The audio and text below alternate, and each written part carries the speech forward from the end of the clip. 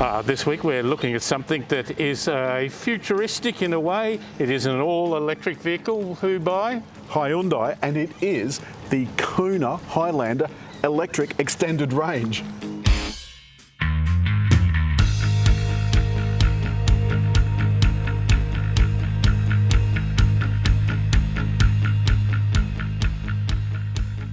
What I've done is I've left this car switched on so that the air conditioning, it's a warm day, is keeping the car cool.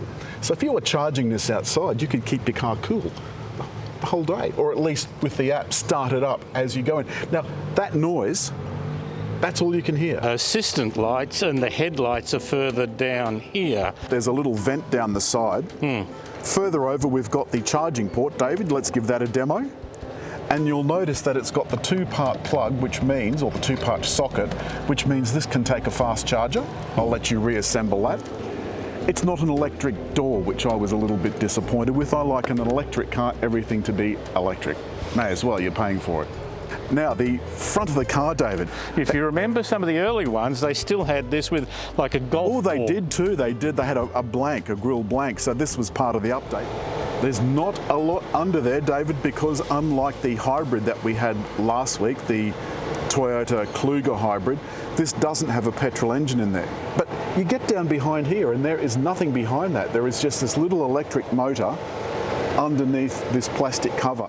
An interesting sort of SUV sort of prominence over the wheel. I quite like this, that it's all body coloured. And I think this is something the new Subaru WRX could do well to learn from. Inside is pretty much the same as every other Kona. The only difference being that under the floor you'll find only a repair kit and the cord for charging. So you can plug this into a charger at home. The seats fold down 60-40 and there's a nifty handle here to allow you to close the boot without getting schmutz on your hands. This is very tight. The other thing is I'm feeling very seated upright. And you've got a USB outlet in the back as well. Good. And no controls, vents. no vents. Yeah. But one thing you do have in the back is seat heating. I think for taller people this is going to be really just for two people, perhaps three. There are some controls here for the charging. Up here is a little pop-up heads-up display, active cruise control and so forth on this side. And this button here scrolls through the multifunction display. Left-hand side, I got it right this time, are the audio controls. It's got another screen, a similar size.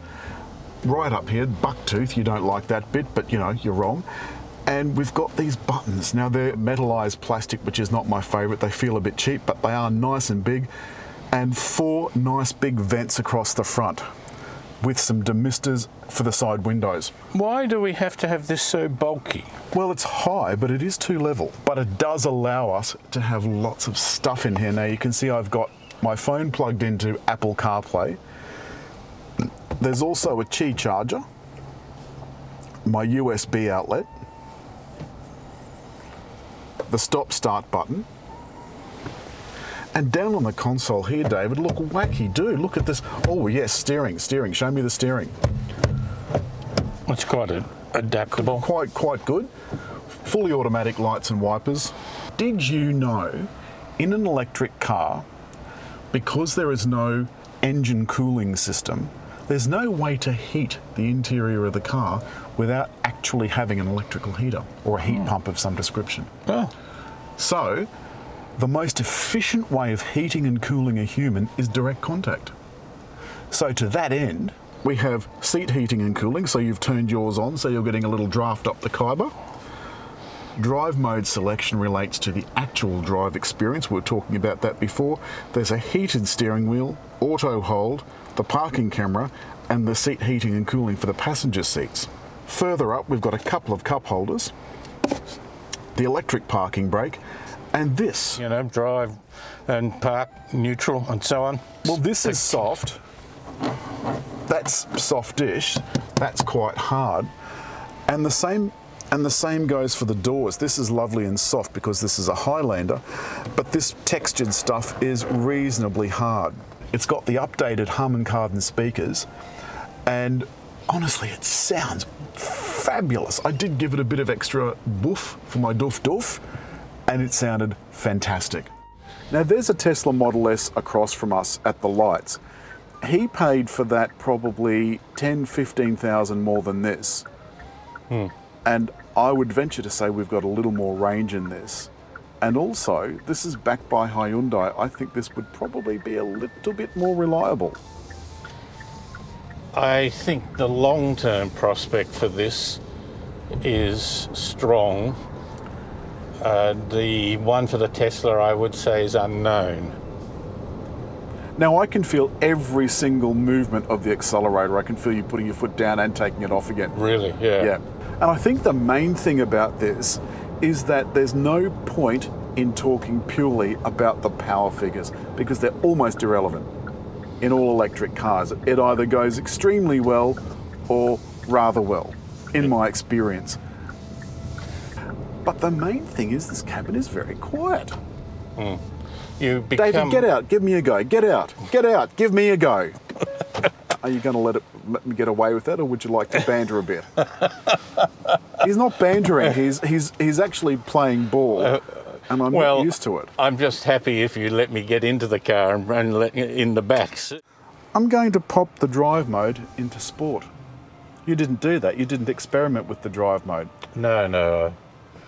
I prefer quietly going around the suburbs, you know what I'm like. Would you believe I got some torque steer then?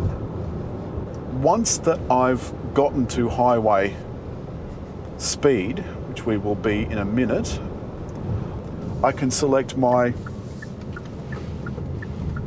steering assistance. Look, feel that? That's lovely, isn't it? The degree of which it assists you? Well, funny you should mention that. Some of the steering that we've used in the past, one of the common complaints that we've got is that it over-assists. And you find yourself ping-ponging down the freeway like a mad woman's breakfast. Certainly sort of the wavy wandering. Yeah, so I'm going to turn it on now. It's active. The active cruise control has got me at the speed limit, so now the car is virtually driving itself. Now you'll notice I'm not ping-ponging down the freeway. I like this a lot. Now, it's not particularly quiet on this bit of road. This is not a nice bit of road. This is the M2, which is renowned as having so many joins on the road. It's like driving down a railway track with sleepers. Well, you haven't seen this many joins since you were at university. Do you get it? The steering is lovely and light.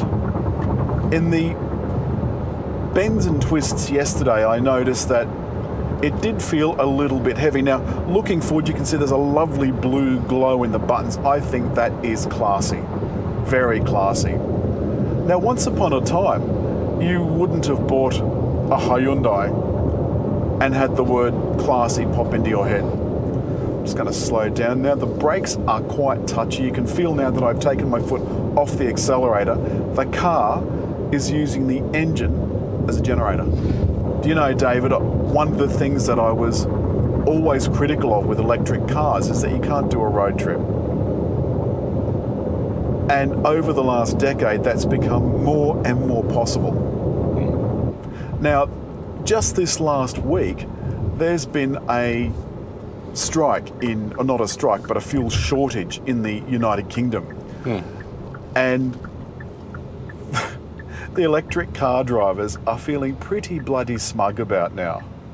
If there's a power blackout, you can plug your car in and run your house. Well, if your car was, at night when everybody's car is plugged in, at say dinner time when everyone, gets up from the football to go and put a cuppa on, the cars can instantly put power into the network because they're all electronically controlled.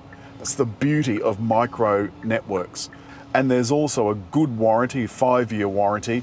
I'll check the battery warranty for you. I think that's around 8 years, but I'll check it. The comfort, I think, as you point out, the seats are firm, but nonetheless, I feel comfortable in this. I could probably do a long trip. Do you know what? I can't think of a thing, as I said before, apart from the price, which is a little pricey, and also I haven't been able to get the price of a replacement battery. No. But I do have the price of a replacement battery of a Jaguar I-Pace. And this car is the cost of a replacement battery for a Jaguar I-Pace. So you could either replace your battery in your Jaguar or buy a Hyundai Electric Kona. Now, I think, David, it's come to that time where if you've liked the film, hit like. Leave a comment. And I think, just here between us, to subscribe.